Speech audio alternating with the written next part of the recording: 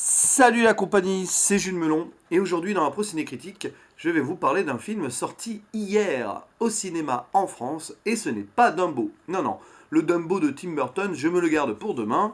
Là, je suis allé voir sur un coup de tête, en mode imprévu, le film Boy Erased, un drame américain réalisé par l'acteur et réalisateur australien Joel Edgerton. Voilà, c'est son second long métrage. Un acteur qu'on a pu voir par exemple dans la prélogie Star Wars dans le rôle de Owen Lars ou plus récemment dans Gatsby le Magnifique et j'en passe. Bref, ce Boy Erased, je l'avais coché dans les films à voir si possible. Je ne pensais pas forcément avoir le temps ni la possibilité d'eux, mais voilà, des fois, tu te dis tiens, là, tu as envie d'aller au cinéma, tu y vas, tu vas voir ça, tu te gardes Dumbo comme prévu dans ton planning pour la fin de la semaine. Et pourquoi je voulais aller le voir? Parce que le thème avait l'air très dramatique et j'avais envie de voir comment il était traité. Bon, il faut savoir déjà que ce Boy Erased est une adaptation de mémoire écrite par un certain Garrard, ouais, Garrard, ok, c'est avec un A au début, Conley, une personne qui a vécu ce que vit le héros dans ce film. Donc c'est une sorte de biopic, quelque part, sur des faits réels qui se sont vraiment produits aux États-Unis. L'histoire d'un jeune garçon qui s'appelle Jared Conley dans le film, ils ont changé le nom, âgé de 19 ans, qui vit à peu près tranquille dans une petite ville rurale américaine, voilà, avec des parents, on va dire, très conservateurs, dont un père, on va dire, chrétien traditionnaliste et pasteur, baptiste. C'est assez, voilà, disons que c'est assez extrême dans la religion, dans le côté puritanisme américain. Et un beau jour, bah, Jared Conley annonce à ses parents qu'il est homosexuel, qu'il aime les hommes, qu'il pense aux hommes. Et là, ça, le père ne l'accepte pas. Il envoie donc son fils dans une sorte de centre pour suivre une thérapie de conversion censée pouvoir le rendre hétérosexuel. Voilà. Et on suit donc l'isolement, l'abandon de ce jeune homme qui doit donc aller suivre on va dire, des sortes de conférences, des séminaires pour lui faire déjà accepter que ce qu'il fait n'est pas bien, ce qu'il est n'est pas bien, et le faire changer malgré ce qu'il aimerait vraiment. C'est un postulat de départ complètement affreux et horrible, mais ça existe aux États-Unis. Parce que d'ailleurs, le film le dit très bien à la fin, il y a encore 36 États aux États-Unis qui autorisent ces thérapies de conversion. Il y a plus de centaines de milliers d'Américains chaque année qui malheureusement s'y retrouvent en mode oh, ce que tu es, c'est pas bien, tu es homosexuel, c'est le diable et tout. Laisse Jésus rentrer en toi pour devenir hétérosexuel. Alors, c'est pour ça que j'avais envie de voir ce film, parce que ça paraît, on est quand même au 21e siècle, et ce genre de truc, c'est assez improbable. Mais bon, vous connaissez l'Amérique, hein, c'est la terre des paradoxes, hein, où tout est possible, rêve américain, mais à côté, il y a des codes dans voilà, certaines bourgades ou certaines familles qui t'empêchent clairement d'être ce que tu aimerais être sous des prétextes religieux fondamentaux. Et là où normalement la religion est une parole de tolérance, on se retrouve donc avec de l'extrémisme. Ça nous rappelle d'ailleurs au passage qu'il n'y a pas que des extrémismes au niveau de l'islam, il y en a dans toutes les religions. Ça, c'est une petite parenthèse qui méritait d'être signalée de nos jours, parce que c'est pas évident, vous savez, le rapport à la religion et à la société est un petit peu complexe ces dernières années. Bref, parenthèse renfermée, ouf, petit lapsus ici. Je suis allé voir ce film en mode ouais, j'avais besoin de me changer les idées parce que voilà, il se passe des choses en ce moment qui font que j'ai besoin de me changer les idées. Ça arrive à tout le monde. Et j'avais une attente particulière de voir comment ça allait être traité et je ressors de ce film. Alors badé, c'est clair que c'est badant, ça fait réfléchir, c'est pas facile.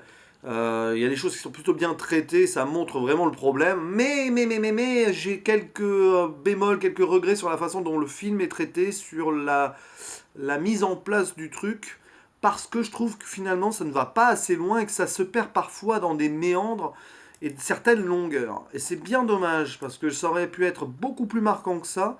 Et au final, ce film sera malheureusement oubliable, malgré tout, malgré cette thématique assez difficile et importante à traiter. Alors il faut aussi savoir, comme ça je ne peux pas faire la comparaison, qu'il y a 2 3 ans, je crois, était sorti un film du même genre, mais avec cette fois-ci une fille qui était lesbienne et qui avait été envoyée en théorie de conversion. Je crois que le film s'appelait Come As You Are, référence au titre de Nirvana peut-être, je ne sais pas. Et que pour beaucoup, ce film est une sorte de redite, mais en version masculine. Peut-être, bon moi je ne vais pas faire la comparaison. Ce qui pourrait aussi expliquer que le film, malheureusement, ne soit pas forcément aussi bien reçu qu'il aurait pu l'être.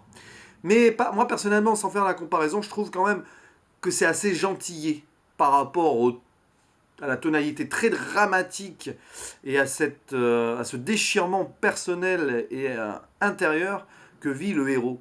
Voilà, je trouve que ça aurait pu être beaucoup plus violent, même s'il y a des moments quand même qui sont assez prenants et tout. Mais même ces moments-là, on sent qu'ils sont édulcorés et presque vus trop de l'extérieur et on va dire que c'est trop sobre.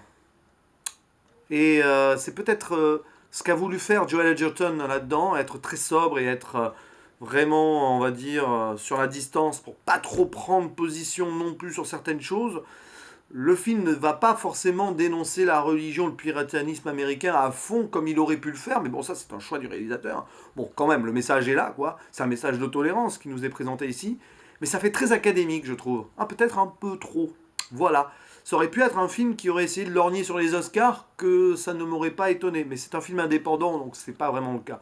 Bref, les acteurs, quand même, parlons-en, parce que malheureusement, du coup, ils peuvent pas forcément tout donner, je trouve, dans cette histoire. Bon, Lucas Hedges, qui joue le jeune Jared, est bon. Il aurait pu être très bon, mais il est bon, on voit quand même la souffrance de son personnage, ça passe bien. Et puis il y a les parents qui sont quand même joués par Nicole Kidman et Russell Crowe. Ah, c'est quand même de l'acteur majeur. Et je trouve que par exemple Russell Crowe est sous-employé dans ce rôle de pasteur un peu tyrannique et conservateur. Même si vers la fin du film, et notamment la dernière scène que je ne vais pas révéler ici, il y a quand même des choses émotionnelles qui ressortent bien. Pendant tout le film, c'est presque du caméo quoi, pour Russell Crowe à ce niveau-là. Et ça va pas très loin, surtout que c'est quand même lui qui est à l'origine donc de l'envoi de son fils dans ce centre assez glauque. Quant à Nicole Kidman, c'est un peu mieux. Le problème, c'est que son personnage est très caricatural jusqu'à un moment donné du film. Vous voyez, c'est la mère de famille qui se tait face à son père pasteur qui dicte un peu les choses. Voilà, c'est la femme soumise qui ne dit mot et qui voit son fils souffrir mais qui n'intervient pas, même si on sent quand même que... voilà. Heureusement, quand même, vers la fin du film, son personnage va prendre une autre dimension et un peu plus de caractère. Mais ça vient trop tard à mon goût et puis c'est pas assez développé non plus. Voilà. Notamment la relation entre la mère et le fils. Bon, ça c'est voulu aussi, on sent on sait pas trop où ça veut aller, on sent qu'elle est très proche de son fils, mais qu'elle peut pas, elle se garde une certaine distance. Bref, voilà, ce film garde pas mal de distance sur tout, et sur certaines choses, c'est un peu dérangeant. Parce que voilà, bon, Lucas Hedges, pendant tout le film, on a donc son point de vue, et il y a une narration double, une narration présente, où on le voit donc dans ce centre, il fait face à un thérapeute un peu foufou et extrême qui s'appelle Joel Edgerton d'ailleurs. Enfin, il est joué pardon, par Joel Edgerton lui-même. Et apparemment, le gars a vraiment existé aussi. Ils ont vraiment pris le personnage d'origine. On le voit face à son thérapeute. On le voit qu'il essaye de se rapprocher, mais pas trop des jeunes du centre parce qu'ils n'ont pas le droit d'être en contact. Donc, oui, c'est un film sur la distance aussi. La prise de distance sur soi-même, la prise de distance sur la foi aussi, et la distance qu'on doit se mettre envers les autres et même envers sa famille parce qu'on est seul face à soi-même et à essayer de comprendre ce qu'on est et éventuellement, donc ça c'est ce que veut le centre, renier ce qu'on est et changer ce qu'on est. Donc peut-être que finalement cette thématique sobre et distanciée des choses est voulue par rapport au déroulement de l'histoire. Certainement, ce qui est un choix intéressant du coup si on analyse ça comme ça, mais voilà, le film n'est pas très spectaculaire, enfin spectaculaire c'est peut-être pas le mot, on n'arrive pas à être totalement immergé dedans, selon moi, à cause de ce principe-là. Voilà, donc c'est un petit peu dommage. Bref, je parlais de la narration. Oui, donc on voit Jared, Lucas Hedges, dans son centre et tout. Il se passe plein de trucs. D'ailleurs, dans le centre, on a plein d'acteurs qui jouent des personnages là, donc que ce soit les thérapeutes, donc Joel Edgerton lui-même. On a Flea.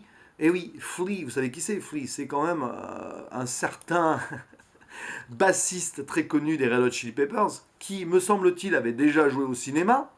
Et vous savez dans quoi il a joué au cinéma, hein? Ceux qui connaissent la carrière de ce monsieur, vous savez qui il a joué, bien sûr, Needles, dans Retour vers le futur.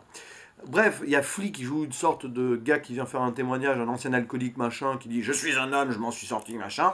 Et parmi les jeunes dans le centre, il y a un certain Xavier Dolan, qui joue un rôle donc de jeune homosexuel qui revient dans ce centre pour une deuxième fois parce qu'il n'est pas allé au bout de son principe de conversion, je sais pas quoi. Bon, Bon, Xavier Dolan, c'est bizarre de le voir là, mais on sait que Xavier Dolan, donc dans la vraie vie, est homosexuel, que il met beaucoup la thématique de l'homosexualité dans ses films. Donc le retrouver là, finalement, c'est une certaine logique. Bref, cette narration-là, et puis des flashbacks. Évidemment, la deuxième partie de la narration, et donc le film jongle là-dessus, c'est les flashbacks, puisqu'on voit donc Jared tenir une liste de je sais pas trop quoi, où il doit faire l'inventaire des péchés, machin, qu'il a commis, ou qui. Bref, tout ça, quoi. Et on le voit donc se remémorer sa première fois ratée avec une fille, où il se rend compte qu'il n'y arrive pas, donc il préfère les hommes. Et puis des relations qu'il a eues avec des hommes aussi, dont une où il se fait limite violer à l'université. C'est bizarre d'ailleurs. Ça m'a un petit peu troublé parce que voilà, on montre donc son copain de chambrée qui est homosexuel apparemment, enfin, qui a du mal à l'assumer et qui essaie de violer Jared. C'est pas vraiment forcément la meilleure vision qu'on peut montrer de l'homosexualité sur cette scène-là. C'est pour ça que bon, je sais pas. Et puis après, par contre, un autre garçon qu'il rencontre et avec qui il a une relation très platonique, puisqu'il se passe pas grand-chose. Bon, au final, on n'a pas l'impression finalement que Jared ait vraiment consommé son homosexualité, mais ce qui prouve aussi qu'il se sent pas vraiment à l'aise à cause de ça, par rapport à ça, à cause de l'éducation qu'il a reçue, tout ça aussi. Ça nous montre un petit peu l'envers du décor de ces familles-là où quelqu'un a forcément du mal à s'assumer s'il va à l'encontre des principes religieux que sa famille défend. Donc, ça se suit, c'est sympa, mais le fait qu'on passe du flashback au présent, qu'on revienne au flashback et tout, c'est sûr que ça n'aide pas le rythme du film non plus. Et bon, finalement, on ne retient que quelques scènes intéressantes, profondes. Ce sont celles des thérapies qui vont loin. Voilà, on voit que c'est quand même de la torture psychologique. Par moment, on essaye de faire sortir la culpabilité de ces jeunes-là pour leur dire que tu as Satan en toi et tout. Pire encore, on essaye de leur faire dire du mal des membres de leur famille qui auraient été à l'origine de tout ça. C'est assez violent, je trouve. Et il y a même une scène de torture physique pour sortir le démon en mode exorciste sur l'un des jeunes du centre qui est, on peut dire, pris à partie parce qu'il n'arrive pas, on va dire, à vider son sac. C'est assez dur quand même. Voilà. Donc, ouais, là, il y a quand même quelques scènes marquantes qui font mal. Et puis finalement, l'évolution du personnage de Jared est intéressante malgré tout. Mais ça reste très, très, très intimiste. Ça ne va pas vraiment au fond des choses selon moi. Et c'est un petit peu dommage. Bon, après la relation avec ses parents, il y a une finalité dans le film qui est intéressante que je ne vais pas révéler ici en spoiler.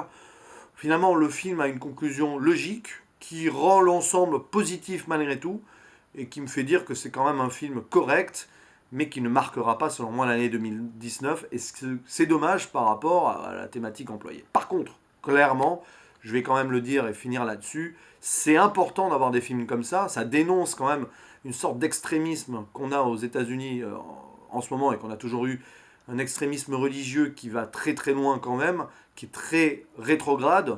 Le film aurait pu on va dire, on aurait pu avoir un même film sur cet extrémisme religieux sur d'autres thématiques, genre l'avortement, le mariage pour tous, enfin bon, bref, vous voyez ce que je veux dire. Et ça montre du coup qu'il existe une Amérique profonde dans laquelle il n'est pas évidente de vivre si on n'est pas dans le moule choisi par cette société. Voilà.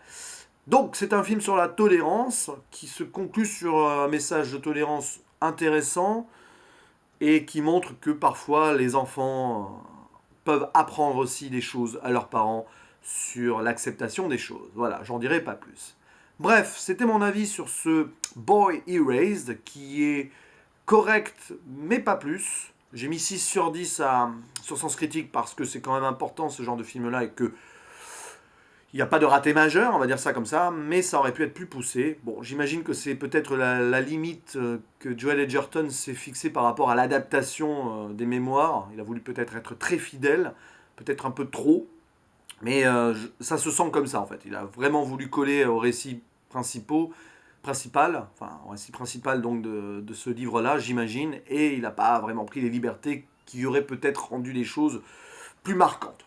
J'en sais rien, je ne peux pas juger puisque je n'ai pas lu ces mémoires-là et je ne connais pas l'histoire vraiment réelle derrière. Bref, sinon je vous dis à la prochaine. Ciao.